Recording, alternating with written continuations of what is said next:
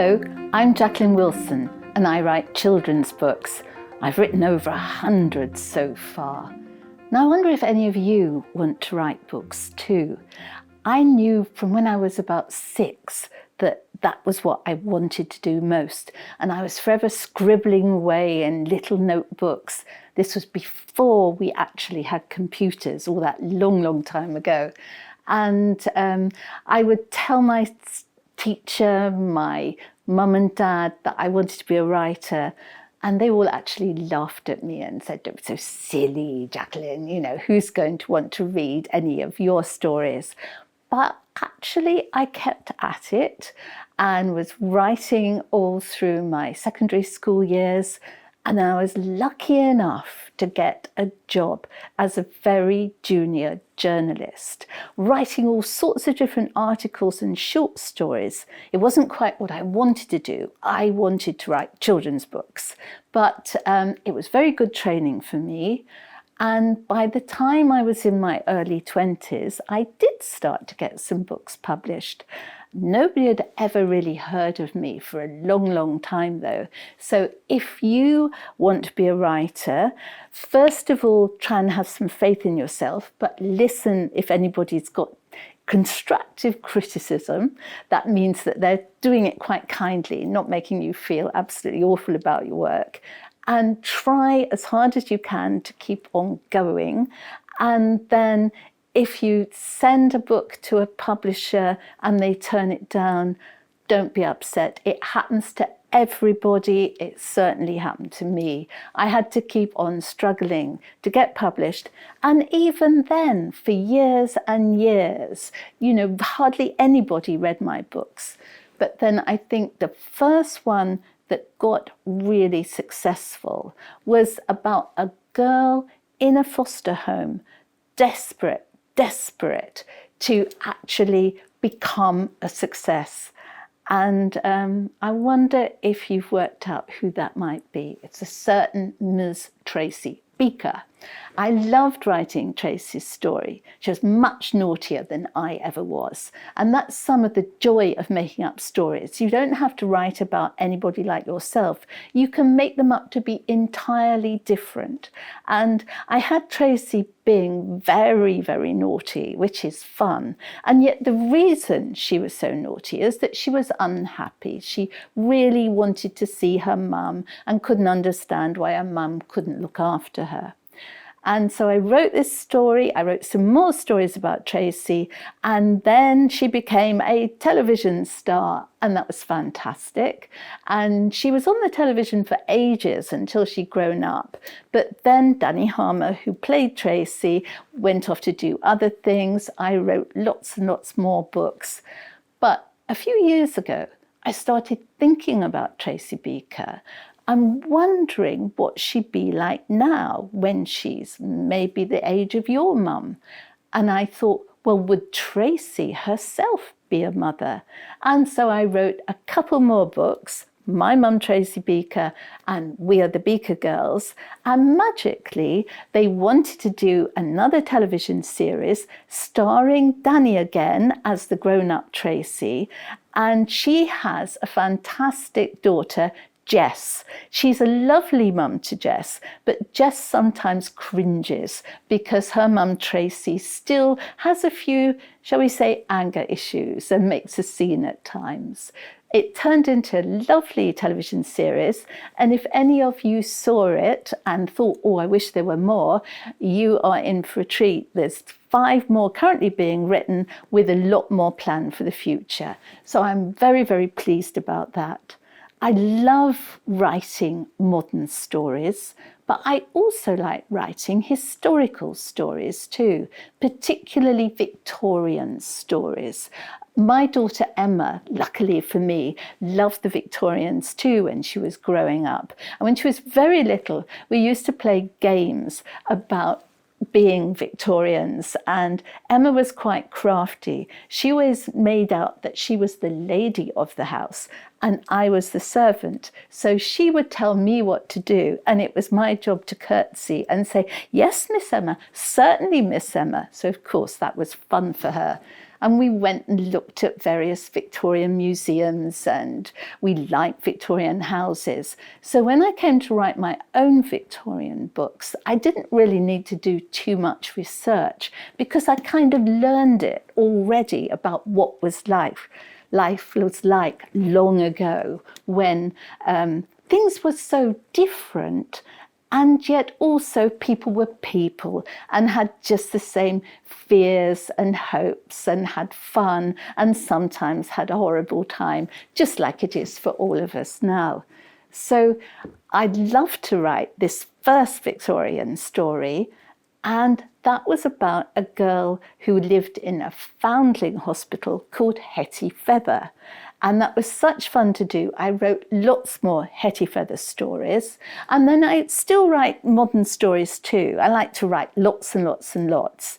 And now I'm going to tell you about my very latest Victorian story, which, as you can see, is called The Runaway Girls. And it's set a little before Hetty Feather's time. It's set in 1851. That's mid-Victorian times, when it's called Victorian times because Queen Victoria was on the throne. And if you've actually studied the Victorians at school, 1851 might give you a clue as to what is very, very faintly. I don't think you'll be able to see it on the camera. There's a building, a huge, great glass building behind my two girls. And that is the Crystal Palace, the great exhibition that was held in 1851. I don't think there's ever been another exhibition like it in Britain. And I thought it would be a wonderful setting for a story. And this is about two very different girls. They are Lucy, the one in the blue dress, and Kitty, who's rather strangely dressed in a circus outfit for a boy acrobat. The reasons for this are in the story. Now, it's Lucy who tells this story, and she is a very rich little girl. She lives in a huge posh house. She's got various different toys. She's got beautiful clothes. You'd think she'd be very happy, but she actually leads a rather sad, lonely life. So I'll read the very first bit so you get to know exactly what she's like. The smell of Sunday dinner stays in the house all afternoon. It seeps into the velvet curtains and floral wallpaper in the dining room and wafts all the way upstairs to the schoolroom.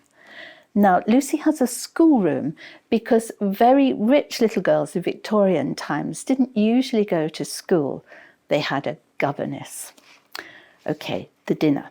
Roast beef, golden Yorkshire pudding, gravy, crispy roast potatoes, carrots and peas, and then rose red plum tart with vanilla custard. I don't get to eat it, of course. The new mother insists it's far too rich for a little girl. I have a small portion of minced beef and a scoop of mashed potatoes. They stick in my throat without gravy. I am allowed custard for pudding, but not plum tart. I have prunes. They are plums that have died, horrible wrinkled black things that stain the custard a dirty brown. They have stones inside. I put them in a ring around the rim of my bowl and count them. Tinker, tailor, soldier, sailor, rich man, poor man, beggar man, thief. Nurse told me the rhyme and said I would end up marrying one of these men when I grew up. I imagined them all crowding into the nursery, the tinker with his pots and pans, the tailor with pins in his mouth, the soldier with a musket, the sailor dancing the hornpipe, the rich man greedily counting gold coins, the poor man in his threadbare suit, the beggar man with his cap held out, the thief snatching my gold bangle. I decided I didn't want to marry any of them. I prefer to be a single lady like Nurse. Now, Lucy absolutely loves her nurse. Her own mother has died. Her father doesn't take much notice of her. And now he's married this new lady who really doesn't care for Lucy at all. And the one person in her life that she adores is Nurse. But her new mother has dismissed Nurse and actually said that Lucy is now old enough to have a governess, Miss Grown. And Lucy really doesn't care for Miss Grown. It is so hot today, but Miss Grown will only allow me to have the schoolroom windows open a crack. I think she fears I will hurl myself out onto the pavement below. It would be wonderful to be riding my own pony in the shade of the trees. Perhaps we could gallop, and I would feel the wind in my hair and cool down a little. I wandered over to the blackboard and started drawing a white pony. I couldn't make his legs go the right way, but I hoped he'd still be able to gallop. He had a very long mane and a wonderful tail, and I coloured him in all over, using up a lot of white chalk. I liked him so much I couldn't bear to rub him out with the duster, although I knew Miss Grown would be very cross when she saw him and consider him a criminal waste of chalk. I think writing endless numbers that rarely add, subtract, multiply and divide themselves accurately is much more of a waste of chalk. I'd like chalking numbers to play hopscotch. I saw some children playing this game down an alleyway when Miss Grown and I walked to the park. I liked the way they hopped swiftly on one leg for the single squares and landed on 2 feet in the double ones. It looked a very easy game, but great fun. All the children were laughing and shouting. One small girl with short black curls saw me staring and grinned at me. "Come and play," she called. "Oh, Miss Grown, may I begged. She looked astounded.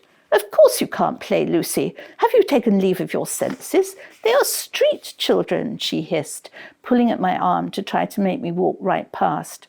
"Well, I'm in the street and I'm a child, so I can't see why I can't join them," I said, though I knew perfectly well what she meant. I could see that the children weren't very clean and their clothes were skimpy and ragged, and some of them were barefoot. I wished I just wore a short petticoat and didn't have to cram my hot feet into stockings and kid boots in the summertime. But I was a rich girl and they were poor girls, like the counting game. "Come back and play with us," the little girl called after us. "I'm sorry, but I'm not allowed," I called back, horrifying Miss Grown even more. "You mustn't talk to children like that, Lucy," she said. The curly-haired girl had sharp ears. "Don't take any notice of that old goat, Lucy," she shouted. He was so wondrously rude that I burst out laughing. Miss Grown practically tore my arm from my shoulder, dragging me away. She smacked me hard for insolence when we got back home, though I hadn't called her an old goat. I hoped I would see the hopscotch children again, especially the girl with black curly hair, but Miss Grown took another route to the park after that. Now, the girl with black curly hair is this girl, Kitty. And because of various twists and turns in the plot, and because Lucy finds herself in a very difficult and embarrassing situation, Kitty helps her and they make friends. And then, because Lucy is having such a hard time, they run away together. Now, obviously, I am not saying that it's a good thing to run away from home. Never, never, never run away from home. But in Victorian times, things were different. Children did run away, and it was possible for children to live on the streets, as Kitty does.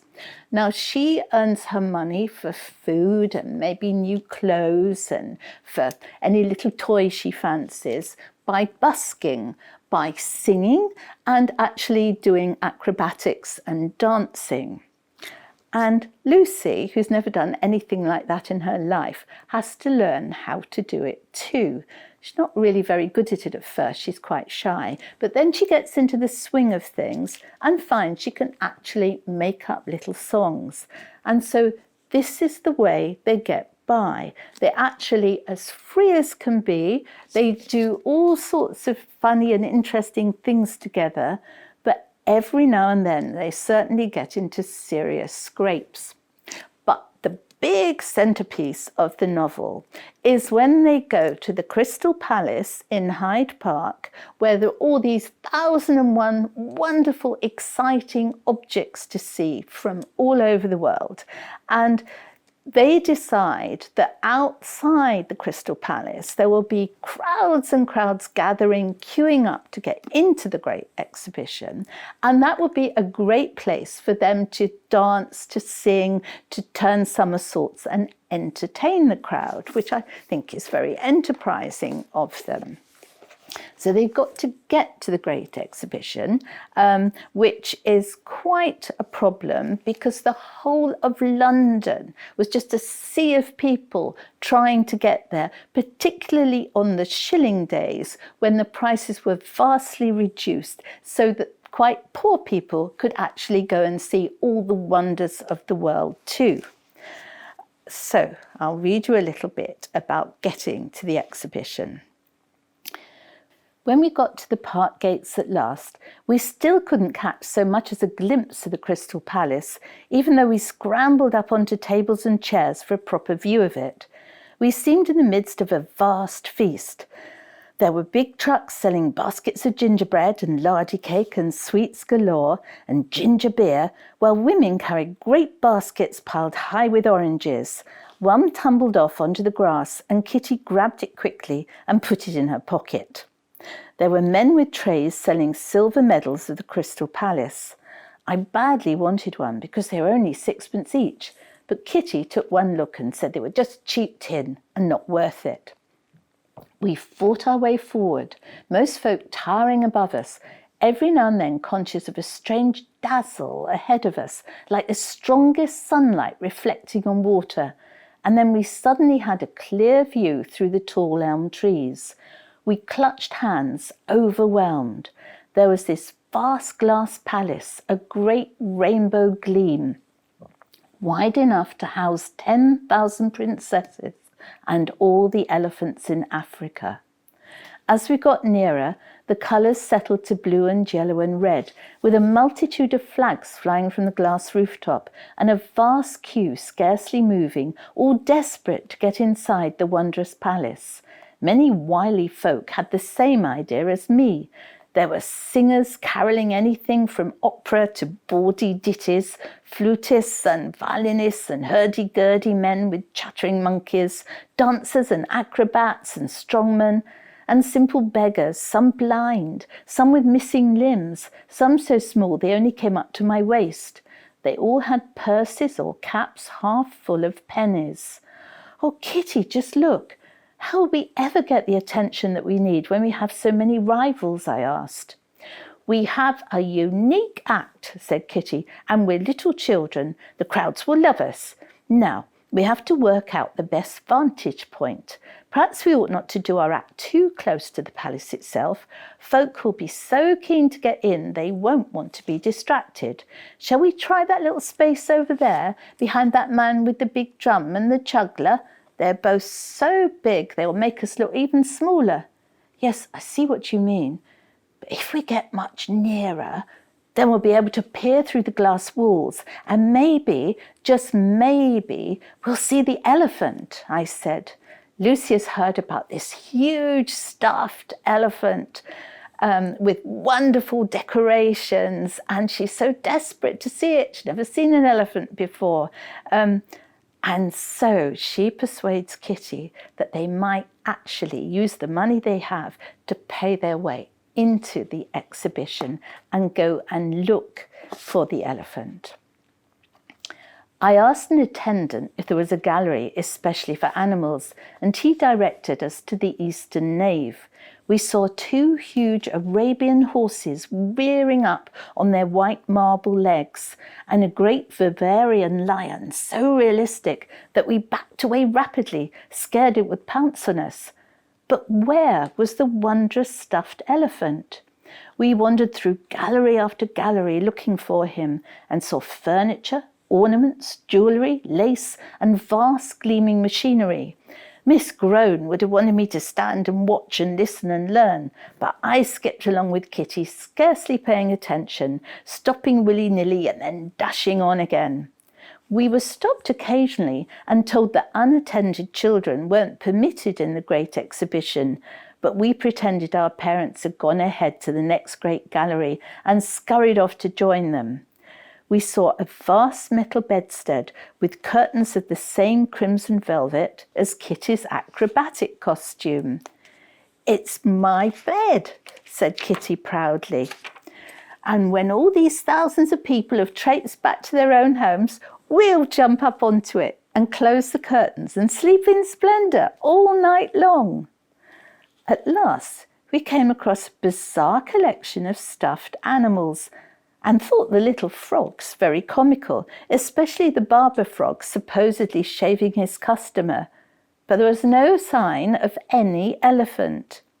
I began to think I'd imagined one, but then we found ourselves in the gorgeously ornate Indian gallery, and at last, there was the elephant. He was enormous, richly clothed in fine embroidered hangings, with carved gold carriage as big as a hackney cab balanced on his vast grey back.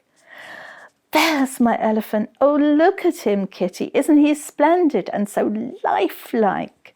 When we have the Crystal Palace all to ourselves, I'm sure he'll come alive and we'll climb right up to that carriage and sit there like sultans. The elephant will take us for a tour of the exhibition and then ride us round Hyde Park by the light of the room. Won't that be marvellous?" I cried. So the girls are making up this game that they're going to be, loose in the great exhibition after dark. Sadly, none of this comes true. There's a terrible, terrible thing when they're mistaken for thieves. They are arrested. They are taken away. They are taken to an immensely horrible house of correction. And there is a really scary lady in charge. I don't know if you can see this picture. She looks so fierce. She's Mrs. Turnover, and she'll put shivers through you when you read about her. But then there is, I promise, a happy ending. And if any of you have read any of my Hetty Feather books, you might find you come across a character that is vaguely familiar to you. So I had a lovely time writing this book. I think it's probably my favourite at the moment. So I do hope if you get to read it, you'll enjoy it too. Now, I've got some questions that have been sent to me from some of you. So, okay, let's find them. Okay. Zara from Bowling Park Primary School asks, "When did you know you wanted to be an author?" I think I actually knew before I could read or write, because I just had a few picture books at home, and when my mum and dad really were too tired or fed up to read them to me, I used to pick them up and pretend to be reading them myself. Couldn't read then, but looking at the pictures, I would just make up the stories that went with them. And so even though I probably didn't even know what an author was, I was making up my own stories then when I was 3 or 4. And then I just carried on and carried on. Now, someone from St Mary's and St Peter's Catholic Primary School has asked, "How many books have you written?" Well, I've never been very good at maths. I know it's over 100. It's probably 112, maybe 113 by now. I'm not sure I've even got a copy of each one, but my publishers have counted them all up for me, and I shall have to ask them so that I can definitely say how many there are. It's certainly a great deal, but fingers crossed I get to write lots more too. Adam from La Page Primary School. You're probably all laughing at this school saying, "Why does she pronounce her school in such a silly way?" Adam asks, which story did you enjoy writing the most and why? Well, mostly I enjoy writing my stories, but I truly think The Runaway Girls has been my favourite so far. A pupil from Laytop Primary School asks, if you weren't an author, what would you have liked to become? Well, that's an easy question. I'd like to have my own bookshop. As you can see from the books behind me, I love reading. I love reading more than writing. And the joy of having my own bookshop and discussing books with my customers would be fantastic. Zoea from La Page Primary School asks, what inspired you to write The Runaway Girls? Well, I love writing Victorian stories. I hadn't written about a mid-Victorian story, and so I thought, yes, let's give it a go.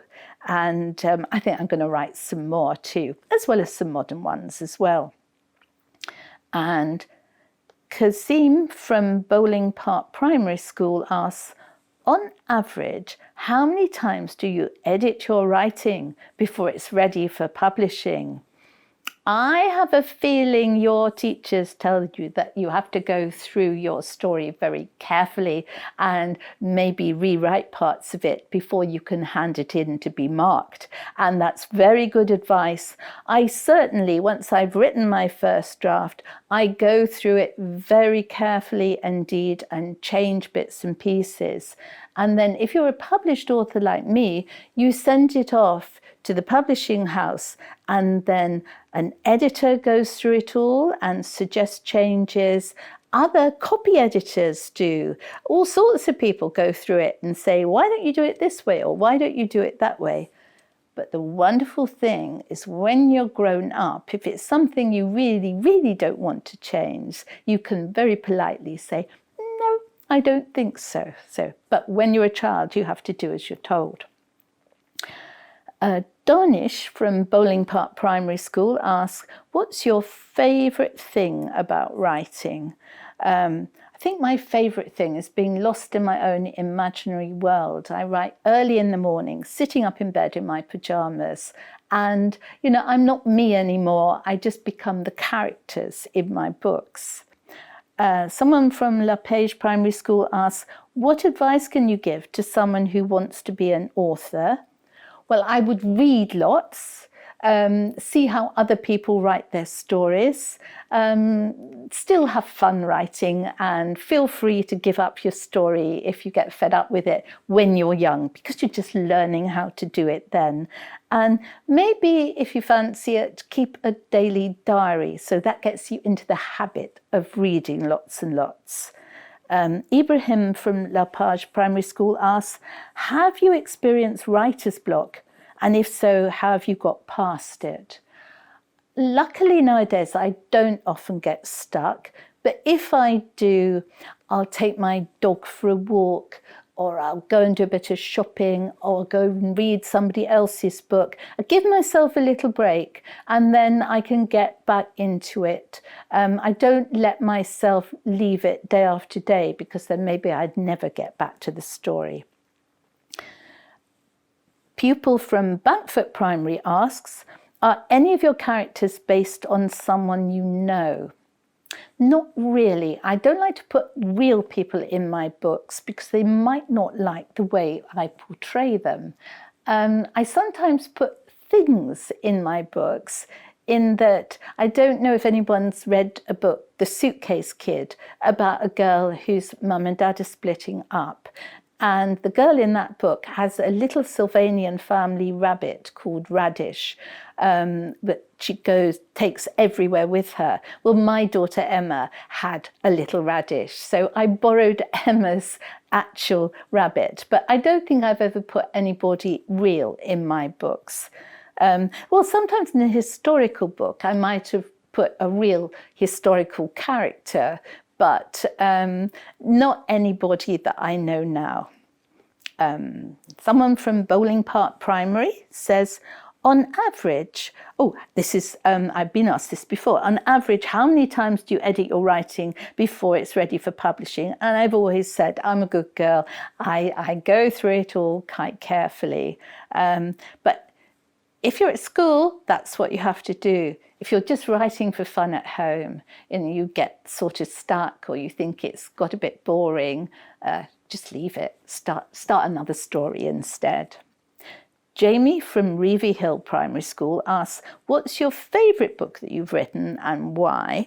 Well, I have said that Runaway Girls is my favourite, but maybe the book I'm writing currently can also be a favourite. It's called The Primrose Railway Children. It's not coming out till the autumn, but I've had a lovely time writing that one, and I've had to go to a brilliant vintage steam railway several times just to check all my facts, so that was a big perk. A pupil from Bradford Primary asks, what is one of the saddest moments in your books? I can think of two really sad moments. One in a book called Vicky Angel. Vicky has actually died in a road accident, but she sort of haunts her best friend Jade, and there are many sad bits in that, but some funny bits too, and it has a kind of happy ending. And then the other really sad book that lots of readers have said made them burst into tears was one called My Sister Jodie. And I've always said, I'm so sorry, I didn't mean to make you cry. And nearly always people say, oh no, we loved having a good cry. So hopefully if you decide to read it, you will like that too. And then I think the last question is from La Page Primary School. And this person asks, where do you get your inspiration for your stories? And that's always a difficult question to answer. I think it's a bit like when you have a dream. You might dream about something that's vaguely happened to you in the past. You might dream about something that you've heard someone talking about, but you might dream about something utterly different. You have no idea where it's come from, but it just stays with you and it's very vivid. And that's exactly the way it's like for me. I don't really know each morning as I sit down typing on my computer what's coming next, but as I write, all sorts of ideas pop into my head. And some of them, just come out of the blue. You can't force inspiration. You just have to hope for the best. So good luck, all of you that want to try writing. And I hope many, many of you are bookworms just like me and absolutely enjoy reading, because it's the thing I like to do most of all.